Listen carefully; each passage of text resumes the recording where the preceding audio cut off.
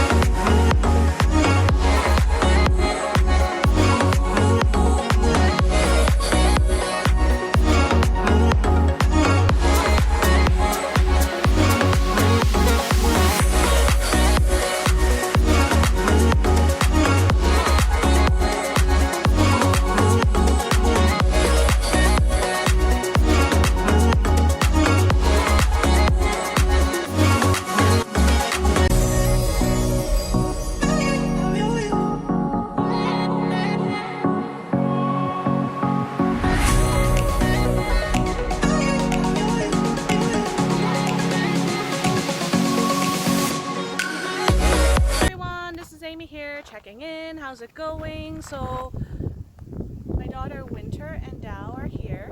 We are in the Mission, BC area on Little Nicomen Peak. Let's talk about the trail stats on this trail. It's about 6 kilometers round trip with an elevation gain of 445 meters. From sea level, this peak is 495, and average time will probably take you about 3 hours to complete, and rate it as a moderate hike. It's quite nice to be here on a Labor Day to enjoy this little peak with some nice views along the way.